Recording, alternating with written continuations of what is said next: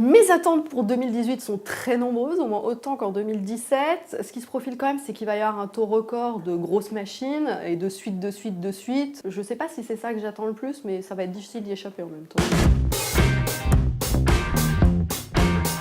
Ma plus grosse attente, c'est le double effet Spielberg, puisque cette année, il va sortir 2 films à 1 mois d'écart. Le premier, fin février, qui s'appelle Pentagon Papers, avec Tom Hanks et Meryl Streep. Ils incarnent tous deux la directrice de rédaction et le rédacteur en chef du Washington Post, je crois. 1 mois plus tard, il sort Ready Player One, qui est son nouveau film de science-fiction. C'est ma plus grosse attente de 2018.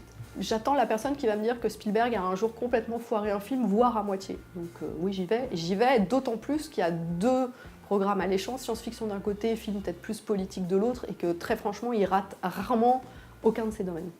Le Québécois Xavier Dolan, qui fait son premier film international avec entre autres Jessica Chastain et Kit Harington. Le titre, si je ne m'abuse, c'est The Death and Life of John F. Donovan. Vu le casting, vu le réal, moi j'y vais forcément presque les yeux fermés. C'est un condensé de création, de poésie et de sincérité. Certains vont dire peut-être un peu de prétention, mais moi je fonce. Je suis en tout cas rarement insensible.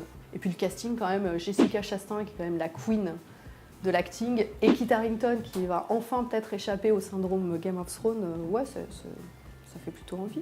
Il y a 2 films français que j'ai très envie de voir, c'est l'apparition de Xavier Giannoli qui dirige Vincent Lindon, on n'en sait pas tellement plus. C'est un journaliste qui enquête apparemment sur une apparition divine dans un petit village. L'autre film, c'est un premier film qui a été récompensé par le Lion d'argent du meilleur réalisateur à Venise. Donc pour un premier film, c'est énorme. C'est Jusqu'à la garde, un jeune homme qui s'appelle, je crois, Xavier Legrand. Au casting, il y a Léa Drucker et Denis Minochet.